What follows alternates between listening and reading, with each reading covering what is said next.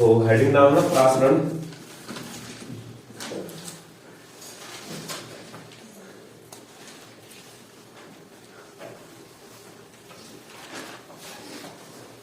दाब। ठीक है, परासरण दाब। तो परासरण दाब को समझने से पहले तुम्हें पता होना चाहिए कि परासरण क्या होता है। परासरण दाब को इंग्लिश में बोला जाता है ऑस्मैटिक प्रेशर।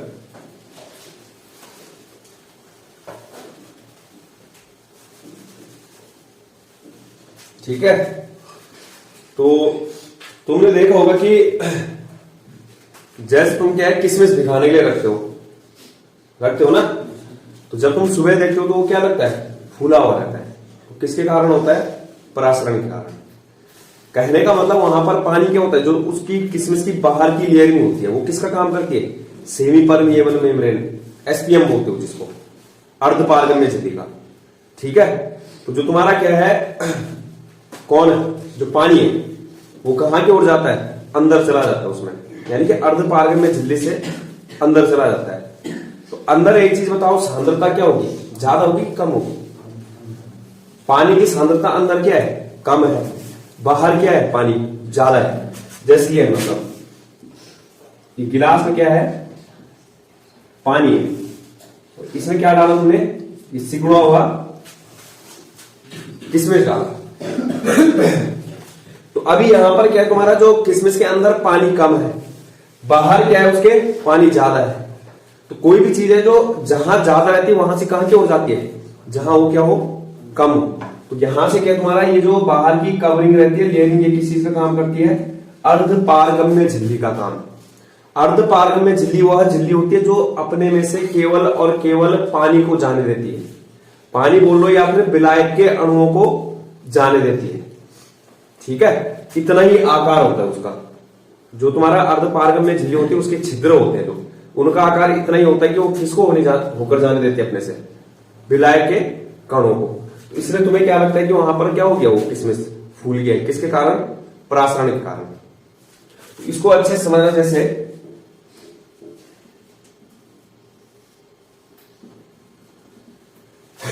तो इसमें क्या भर रखा है, सिर्फ शुद्ध जल। क्या है इसमें, शुद्ध जल है, और इसको कनेक्ट कर रखे इधर दूसरे पात्र से। ठीक है, और बीच में यहां पर क्या है, अर्धपारगम्य झिल्ली। अर्धपारगम्य झिल्ली है ये, जिसको क्या बोल रहा हूं मैं, एसपीएम, सेमी परमिएबल मेम्ब्रेन। और इस वाले को इसमें भर रखा है, नमक भी मिला रखा है, और क्या मिला रखा है, पानी भी। नमक प्लस पानी, ये ए हो गया, ये क्या हो गया, बी हो गया। तो अब अगर यहां पर बात की जाए, जैसे विलायक की बात करें, तो विलायक की सांद्रता कहां है ज्यादा, इसमें, क्योंकि यहां पर क्या है, कुछ जो विलायक का स्थान है वो किसने ले लिया है, नमक ने, यानी कि थोड़ा पानी क्या हो गया, यहां पर कम है, यहां पर क्या है, ज्यादा है। तो विलायक की सांद्रता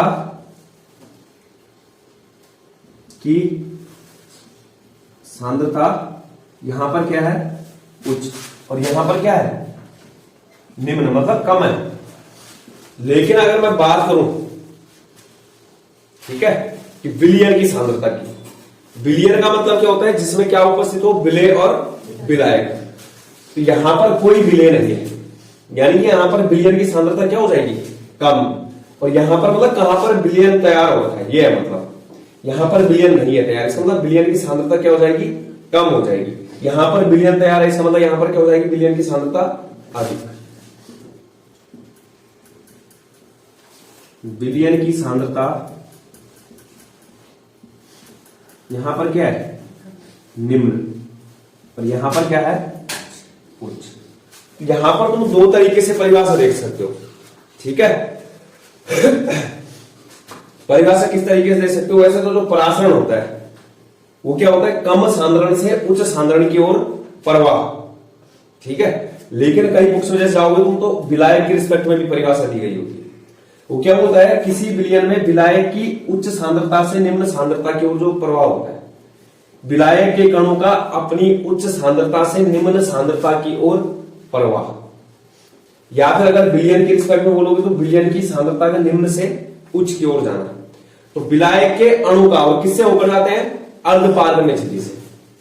मतलब परासरण के लिए जो है अर्धपारगम्य झिल्ली का होना कंपलसरी है। ठीक है, तो यानी कि विलायक के अणु का अर्धपारगम्य झिल्ली से निकलकर विलयन में जो प्रवाहित होने की घटना है, ये क्या है सर, विलायक है, बीच में क्या है, एसपीएम है, यहां क्या है, विलयन है। तो विलायक के अणुओं का अर्धपारगम्य झिल्ली से होकर विलयन में प्रवाह होना, यानी कि बहने की जो प्रोसेस होती है उसको क्या बोला जाता है, परासरण। या फिर विलायक के अणुओं का अर्धपारगम्य झिल्ली से, ठीक है, तनु विलयन से सांद्र विलयन की ओर प्रवाह। ये गाढ़ा हो गया, ये क्या हो गया, पतला हो गया, ये विलयन है ही नहीं, ये क्या सिर्फ यहां पर पानी। तो यहां पर ये क्या हो गया तुम्हारा, तनु विलयन, ये क्या हो गया, सांद्र विलयन। कहने का मतलब ए से बी की ओर ही प्रवाह होना है। तो अलग अलग प्रकार से तुम परिभाषा दे सकते हो। ठीक है, अणु या आयनों का यहां पर जैसे क्या है, जैसे अगर इसके विपरीत देखो, अणु या आयनों का उच्च सांद्रता से निम्न सांद्रता की ओर प्रवाह, उसको क्या बोलते हो तुम, विसरण बोलते हो। ठीक है, परासरण क्या होता है कि अणु या आयनों का अपनी निम्न सांद्रता से उच्च सांद्रता की ओर। आयन किसकी बात करेंगे, नमक जैसे, तो यहां है नहीं, है ना, कम है, तो अपनी निम्न सांद्रता से कहां जाएगा, ये इस ओर जाएगा जहां क्या है, ज्यादा है। तो कहने का मतलब अर्धपारगम्य झिल्ली की सहायता से जो तुम्हारा विलायक का प्रवाह होता है, किसमें हो रहा है, विलयन में, उसको क्या बोला जाता है, परासरण की प्रक्रिया बोला जाता है। उदाहरण जैसे क्या हो गया तुम्हारा, पानी में जब तुम क्या भिगोते हो, किशमिश। ठीक है, या फिर दूसरा उदाहरण पूछा भी गया है पेपर में कि जैसे जो तुम्हारा छिला हुआ अंडा है, अंडा है जो, उसको अगर तुम जल में रखते हो तो वो क्या हो जाता है, फूल जाता है। लेकिन अगर उसको किस में रखते हो, सांद्र, अरे नमक में रखते हो तो क्या हो जाता है, सिकुड़ जाता है। मतलब तुमने एक को पानी में रखा और एक को किस में रखा, नमक के विलयन में रखा, तो वहां पर क्या हो जाता है, वो सिकुड़ जाता है। तो इसका कारण भी क्या है, परासरण है, और इस क्वेश्चन को करना है हमें। ठीक है, अभी सिर्फ परासरण समझ लो पहले। तो लिखना है इसमें, पहले ये बना लेना, यानी कि प्रवाह कहां से कहां की ओर होगा, ए से बी की ओर। तो ये परिभाषा है ना, विलायक के अणु का अर्धपारगम्य झिल्ली से होकर विलयन में प्रवाह होने की प्रक्रिया परासरण कहलाती है। दूसरे तरीके से बोल रहे हो तो तनु विलयन से सांद्र विलयन की ओर विलायक का प्रवाह, तनु विलयन से सांद्र विलयन, तनु का मतलब क्या है, मतलब पानी पानी, यहां पर सांद्र का मतलब कुछ चीज तुमने विलयन में मिला रखा है। तो ए से कहां की ओर जा रहा है, बी की ओर, और किसकी सहायता से जा रहा है, एसपीएम की, सेमी परमिएबल मेम्ब्रेन। तीसरा किस तरीके से बोल सकते हो, विलयन का अपनी निम्न सांद्रता से उच्च सांद्रता की ओर प्रवाह। या फिर चौथा किस तरीके से बोल सकते हो, विलायक की अपनी उच्च सांद्रता से निम्न सांद्रता की ओर। ये उदाहरण के लिए कच्चे आम को नमकीन जल में डालने पर संकुचित हो जाता है, या फिर किशमिश का जल में फूलना, या फिर नमकीन जल में जब तुम रक्त कोशिका को रखते हो तो वो संकुचित हो जाती है, सिकुड़ जाती है। अब यहां पर बीच में अर्धपारगम्य झिल्ली आया है, तो एक ऐसी झिल्ली होती है जो केवल और केवल किसको जाने देती है, अपने में से विलायक के कणों को, विलय के कणों को नहीं जाने देती। उसे क्या बोला जाता है, अर्धपारगम्य झिल्ली, सेमी परमिएबल मेम्ब्रेन। अर्धपारगम्य झिल्ली क्या हो सकती है तुम्हारे, जैसे बकरी का आमाशय, या फिर अंडे की झिल्ली होती है, ठीक है, और कॉपर फेरोसाइनाइड झिल्ली। अब इसके बाद देखो, इतना हमें पता होना चाहिए था, परासरण दाब। ठीक है, परासरण दाब क्या होता है, परासरण दाब क्या होता है।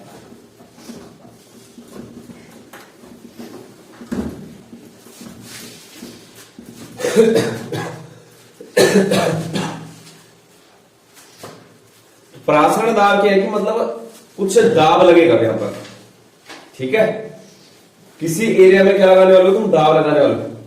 तो परासरण दाब क्या होता है, वह आवश्यक दाब होता है जो परासरण की प्रक्रिया को होने से रोकता है। ठीक है, क्या बोला मैंने, परासरण दाब वह आवश्यक दाब होता है जो क्या करता है, परासरण की प्रक्रिया को होने से रोकता है, वहां पर परासरण की प्रक्रिया नहीं होने देता। यानी कि यहां पर क्या करेगा, जिस दाब को तुम आरोपित करोगे, जिस दाब को तुम यहां पर क्या लगाओगे, यहां से विलायक कहां जा रहा है, आगे की ओर, विलयन की ओर। ठीक है, ए वाला पोर्शन कहां की ओर जा रहा है, बी वाले की ओर। तो इसका मतलब हमें इस प्रकार से कुछ कहानी करनी है कि यहां से ए को बी की ओर जाने से क्या करना है, रोकना है। तो कहां दाब लगाऊंगा मैं, इस वाले पात्र में कि इस वाले में, दूसरे वाले में। ठीक है, पता चल रहा है यहां दाब लगाओ तो यहां और तेज गति से क्या हो जाएगी, परासरण की प्रक्रिया। अगर ए वाले में लगाओ तो मैंने क्या किया, यहां पर पाई दाब, पाई से प्रदर्शित करते हैं। ठीक है, पाई दाब। तो कहने का मतलब अब यहां पर क्या करते हैं, दाब लगा दिया है, जो विलायक के कण है वो कहां की ओर नहीं जा पाएंगे अब, विलयन की ओर। और इसी को क्या बोला जाता है, परासरण दाब। वह आवश्यक दाब जिसके कारण क्या हो जाए, परासरण की प्रक्रिया रुक जाए।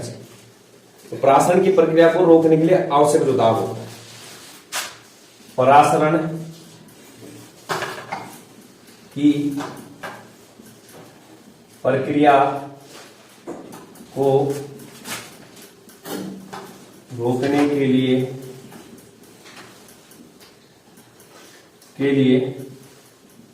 आवश्यक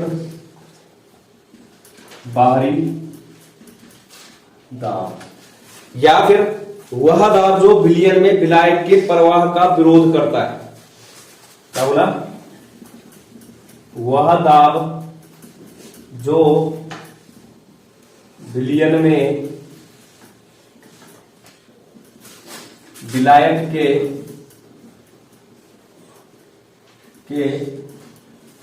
बहने का या फिर प्रवाह विरोध करता है। ठीक है, उसे क्या बोलते हैं, परासरण दाब। इसे पाई से व्यक्त करते हैं, किससे दर्शाते हैं, पाई से प्रदर्शित करते हैं। इसके बाद देखो परासरण दाब के नियम।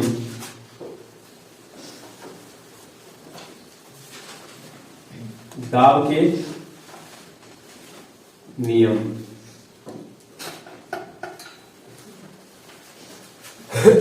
पहला नियम है वॉयल वांट हॉफ नियम। वॉयल वांट हॉफ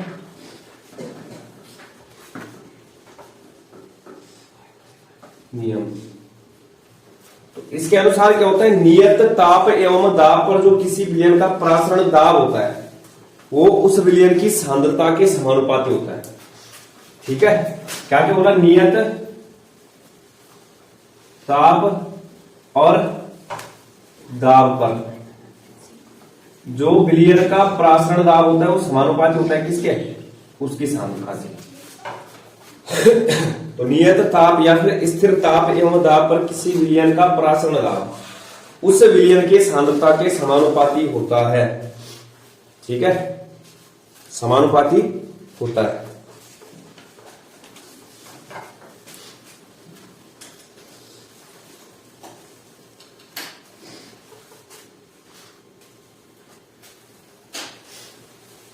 अब तुम्हें पता है, क्योंकि जैसे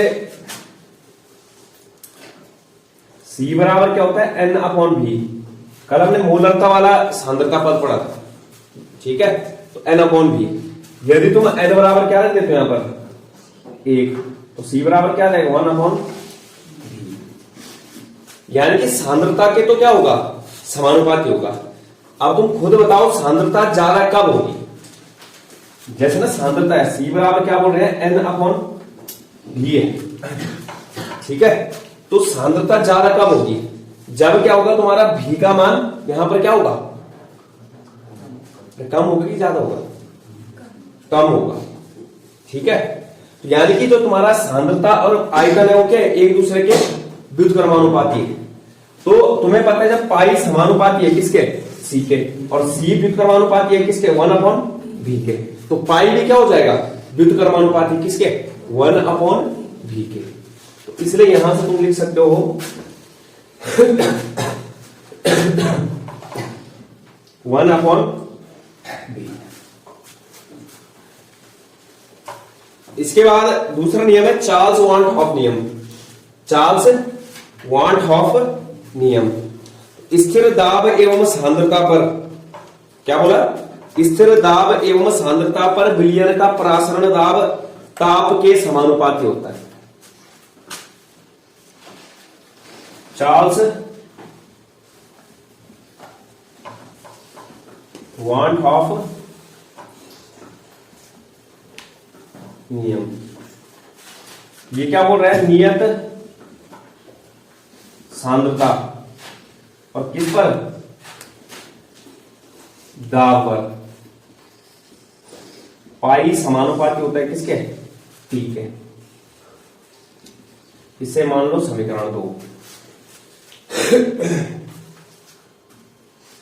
ठीक है। और इसके बाद तीसरा नियम होता है वांट हाफ आवोगाद्रो नियम।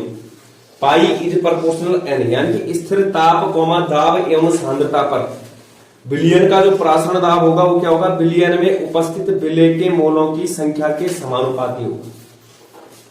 ठीक है, क्या होगा, विलयन में उपस्थित विलय के मोलों की संख्या के समानुपाती। तो वांट हाफ आवोगाद्रो नियम,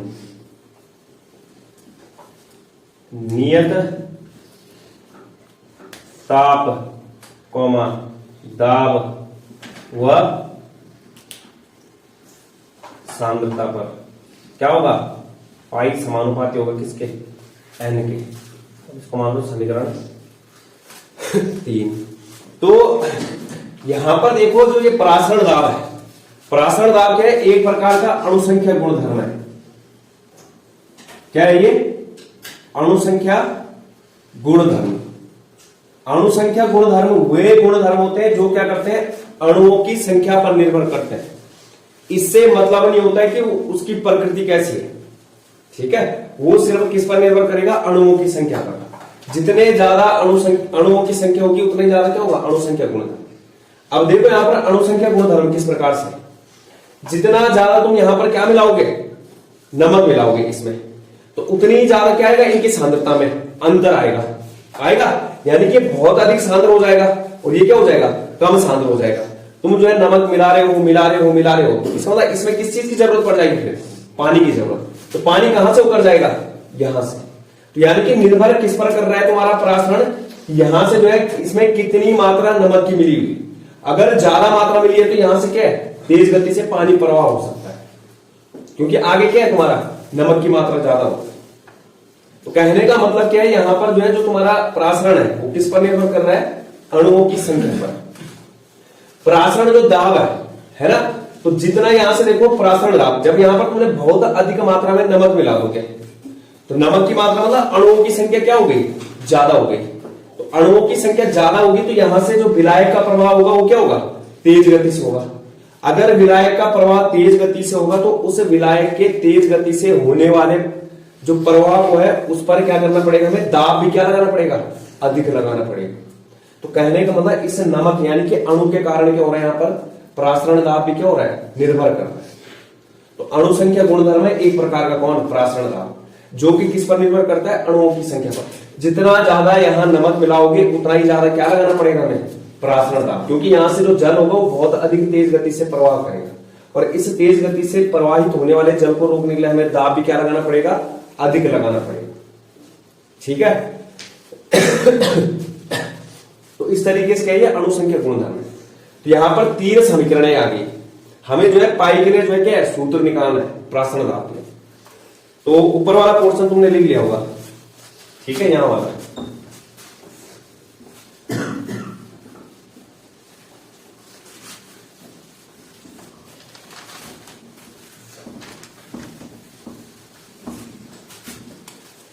तो समीकरण 1, 2, 3 से, ठीक है,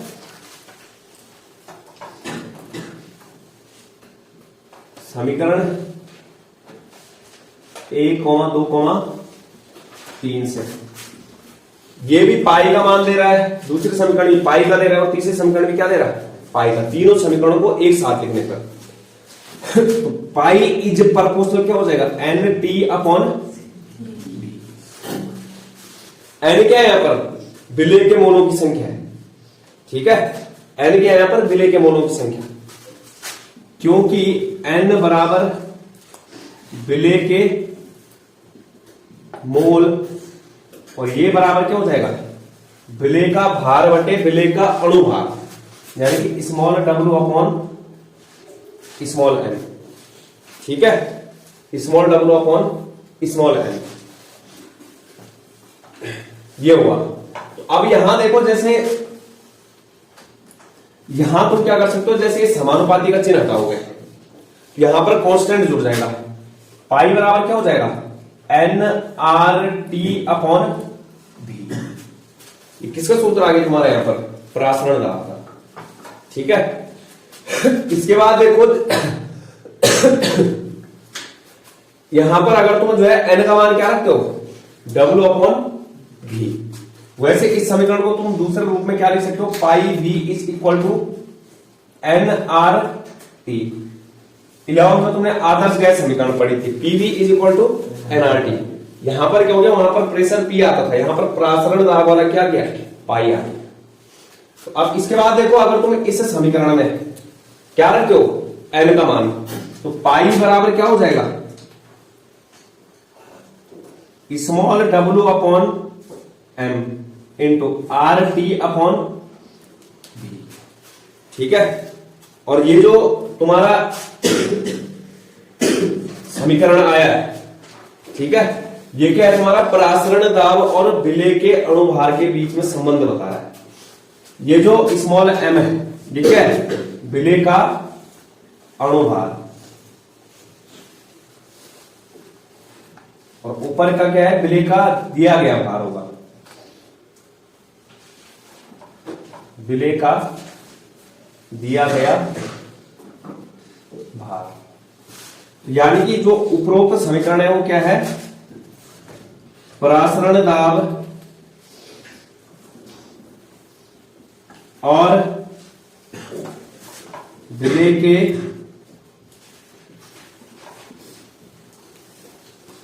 अणुभार के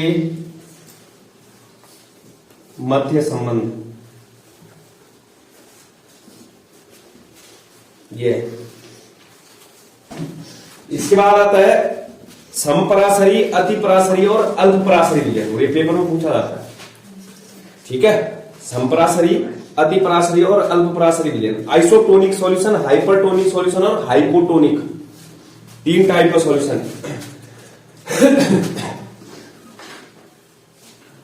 समपरासरी नाम से ही पता चल रहा है, इसको बोलते हैं आइसोटोनिक,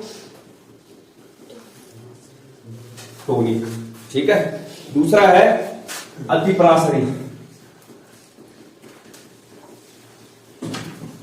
इसको बोलते हैं हाइपर टोनिक, और तीसरा है अल्प परासरी विलयन, इसको बोलते हैं हाइपोटोनिक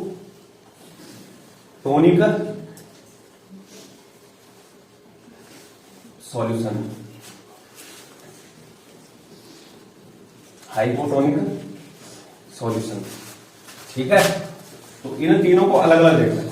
संपरासरी का मतलब क्या होता है, नियत ताप और सांद्रता पर क्या तुम्हारा अगर परासरण दाब 2 विलयनों का समान है, ठीक है, कंपैरिजन करनी है। अगर 2 विलयन ले रखे और उन दोनों विलयनों का जो परासरण दाब है वो क्या है, एक जैसा है, तो उसको क्या बोला जाएगा, समपरासरी। अगर उन दोनों विलयनों में से किसी एक का ज्यादा है और किसी एक का क्या है, कम है, तो ज्यादा वाले को क्या बोलेंगे, अतिपरासरी, और कम वाले को क्या बोलेंगे, अल्पपरासरी। ये है जैसे मतलब, है ना, ये ए और ये है बी, ठीक है। इसका परासरण दाब और इसका परासरण दाब क्या अगर बराबर है, ठीक है, तो उसको क्या बोलेंगे, समपरासरी। नियत ताप एवं सांद्रता की बात होगी, किस पर, नियत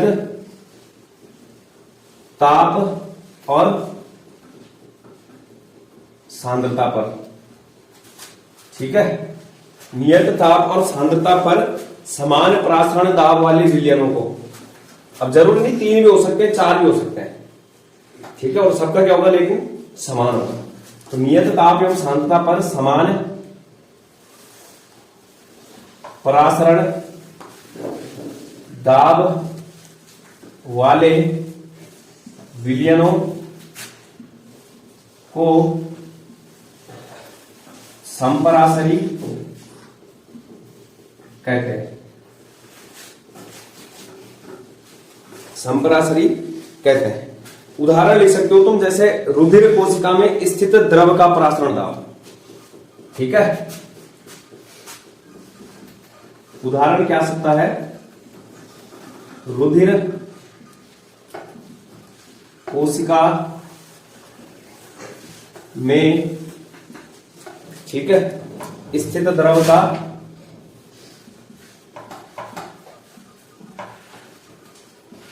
परासरण दाब, ठीक है, जो कि क्या होता है, बराबर होता है किसके, परासरण दाब बराबर होता है NaCl के 0.9 प्रतिशत, 0.9 प्रतिशत WV जलीय